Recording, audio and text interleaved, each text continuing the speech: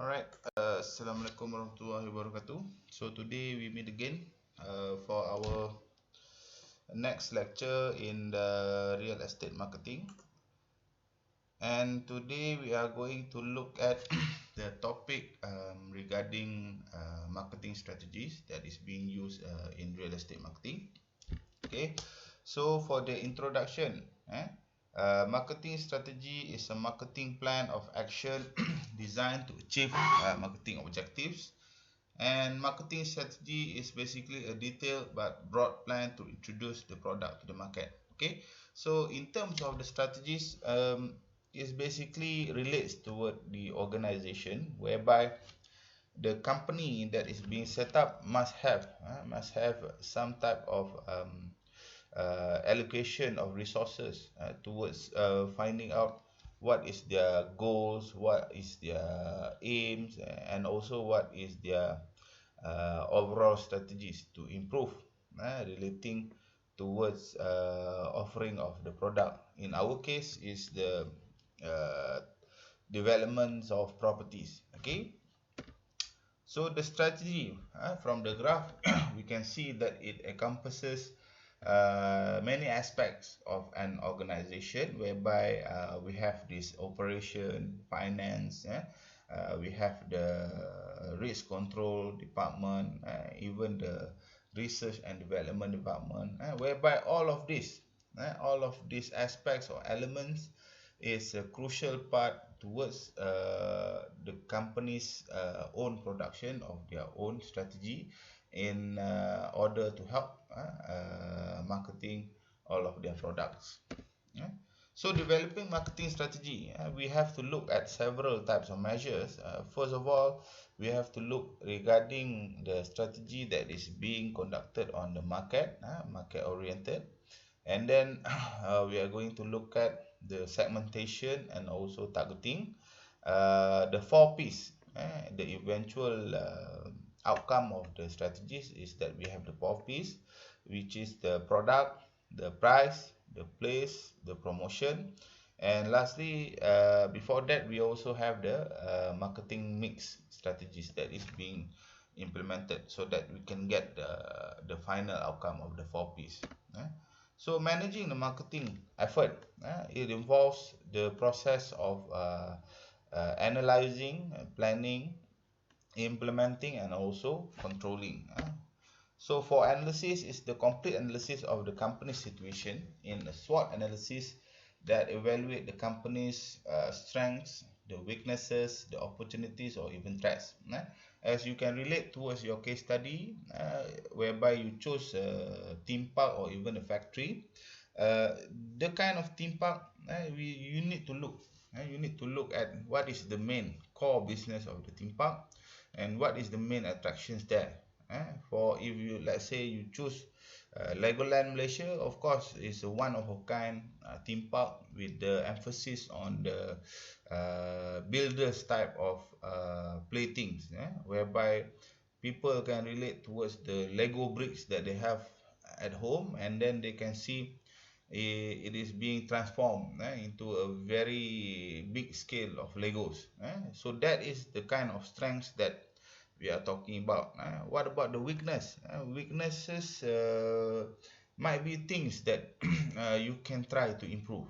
Like if you are using the example of Legos, then Legos, of course, is not going to be very sturdy or even very environmental friendly. So maybe in the long run, the product of the Lego of the theme park can be refined, that is more environmental friendly or even more durable. So that is the types of thing that we need to analyze regarding the weaknesses. The opportunities, is there an opportunity for more expansion of the theme park, or even if you only have Legoland Malaysia in Johor Bahru, maybe you can open up one or two more the same theme Legoland, like you build in Penang, or even you build in Borneo, in Sabah, Sarawak, so that you can capture a lot more of the market towards the theme park. The threats, so threats you can see the types of competitors that is available towards the theme park. Like in Malaysia, if you compare Legoland, of course people will try to compare with Maps Malaysia, with Sunway Lagoon, with Alpha Mosa. So this type of competitors, we need to identify them so that when we identify the competitor's strength and weakness also, we can capitalize on that. So this type of threat, we can either neutralize them or even we can use it towards improving of our case study or even our organization. Okay, all right. And then we need to have the marketing planning. So based on the definition, planning is the development of strategic and marketing plans to achieve the company objectives, and the marketing strategy consists of the specific strategy for targeted markets, positioning, marketing mix, and also the marketing expenditure level, whereby this is the some of the elements that we need to find out first.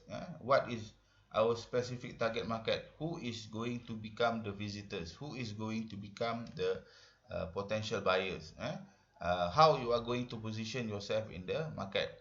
Are you going to focus yourself, if you have a property development company, are you going to focus more towards strata buildings, or even you focus on landed properties only, and then the marketing expenditure, how you are going to spend some of the money or resources regarding towards the marketing.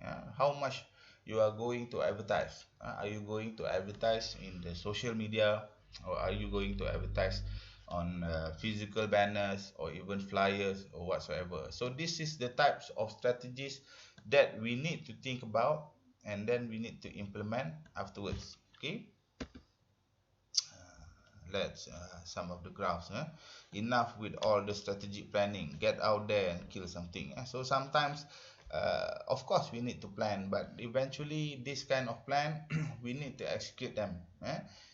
In executing them also, sometimes the plan will not go like we think about before, but we need to improvise, or we need to have some compromise, so on some of the aspects. Okay, and then we need to look also at the marketing implementation, whereby it is a process that turns the marketing plan into marketing actions to accomplish strategic marketing objectives. And successful implementation depends on how well the company blends its people, the structures, the decision and reward system, and the company culture into a cohesive action plan that supports its strategy, whereby all of this is part of a very big organization.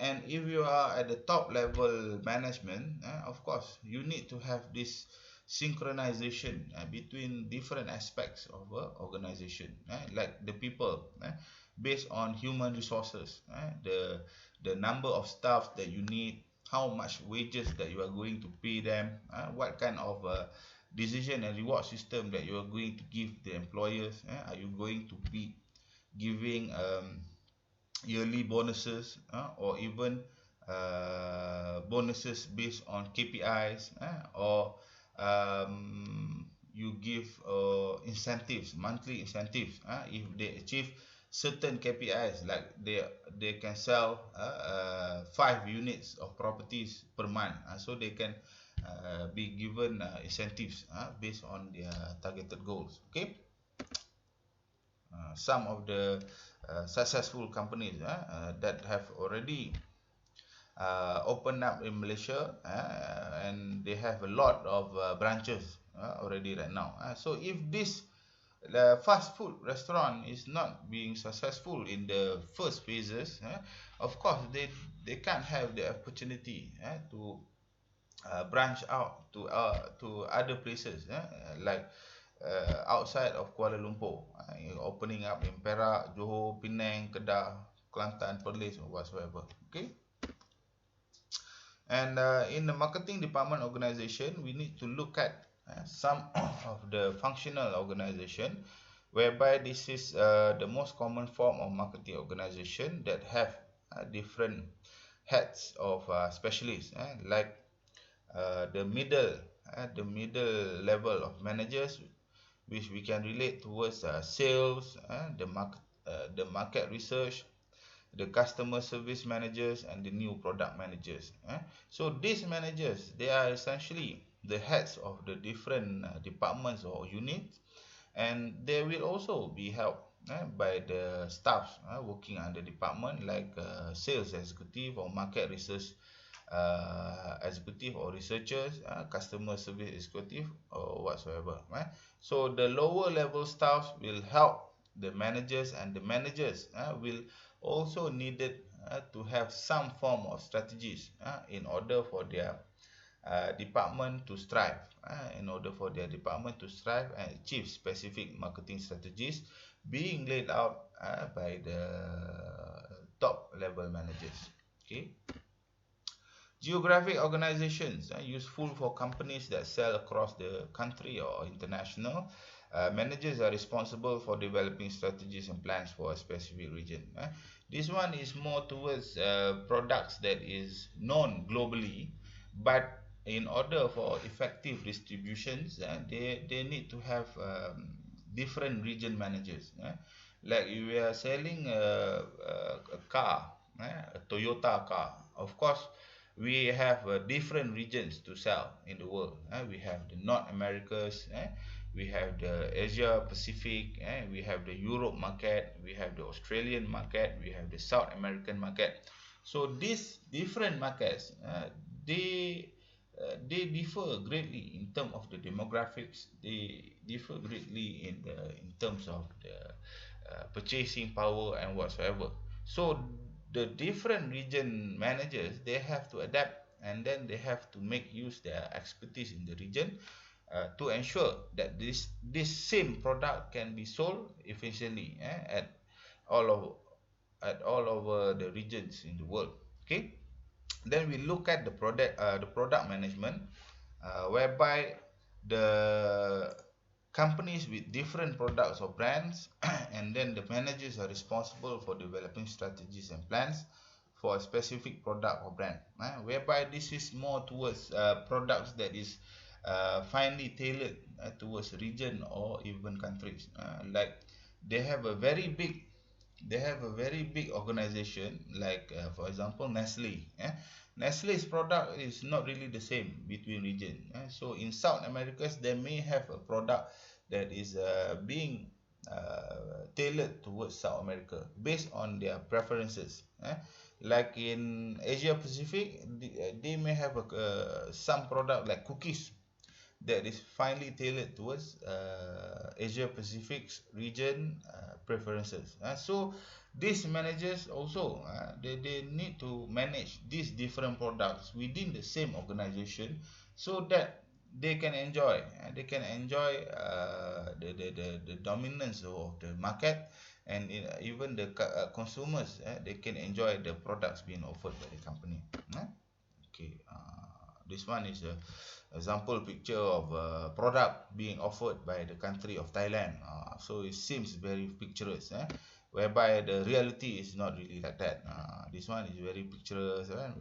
Is being offered on the marketing level, to attract tourists to come, whereby in reality is like this, full of tourists. It's not really as picturesque as you might expect. The environment is very nice, but it can be seen as very crowded, not like in the postcard pictures. So marketing department organization, market or customer management organization is useful for companies with one product line, as like this one is like I relate towards the Toyota products.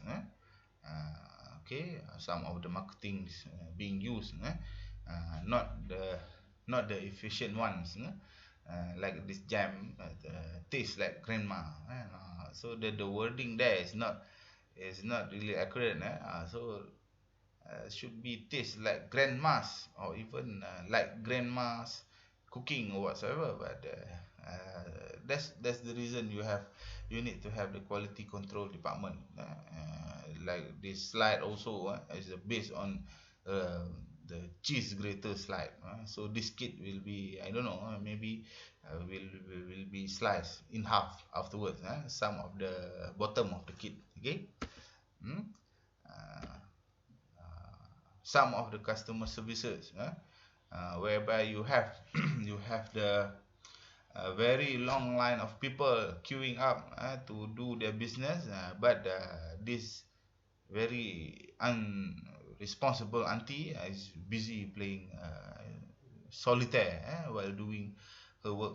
So we don't want this kind of thing to happen. We need to provide the most professional services.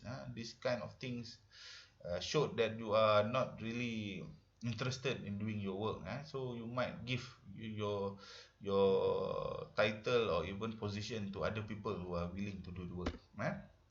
Alright, next we look at the marketing control, whereby controlling is measuring and evaluating results and taking corrective action as needed. And we have about two, which is about operating and also strategic control, whereby operating involves the checking of the ongoing performance against annual plan and taking corrective action as needed.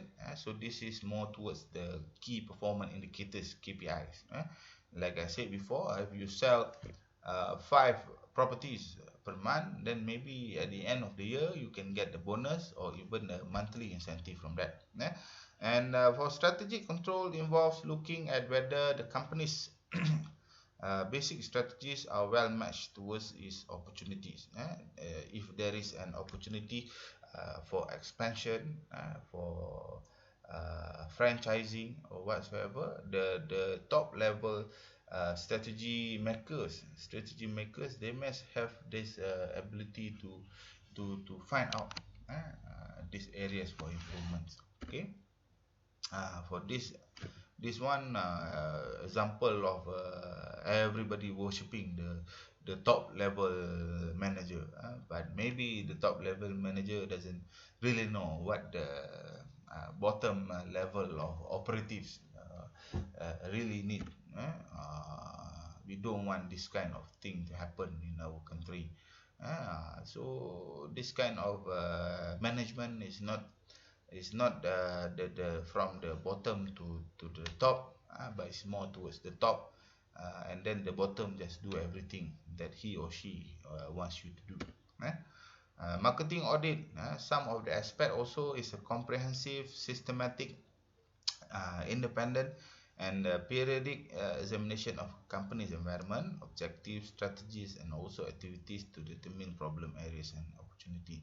So basically, having an audit is that we have to continuously check and find areas for improvement. Like if you conduct an audit and you can see that the staff is wasting resources on purchasing bottled water every day. They buy this bottled water at 5 ringgit per bottle, using the company's money. Maybe the company can make the decision just to purchase a water filtration system at the office, so that they don't have to fork out as much money in purchasing this very expensive bottled water. So that kind of audit shows that if a wastage is being happening in the organization, they can identify the type of wastage, and they can afterwards recommend for solutions towards the wastages that is being happening. So they can recommend the solution, and then of course in the end goal you can try to reduce the cost of operations. Okay, audit in progress. But that's the thing. When you are being audited, of course, there will be some scrutiny of the works that we have conducted. So bear in mind. So sometimes just keep a positive thinking. So not necessarily audits is bad, but if there is areas for improvement, then it will show inside the audit report. Okay. So I think that's about it for today.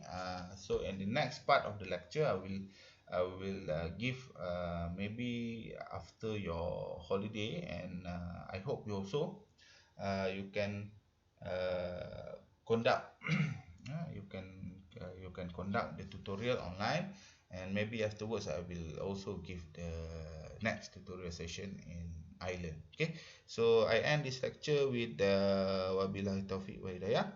Wassalamualaikum warahmatullahi wabarakatuh.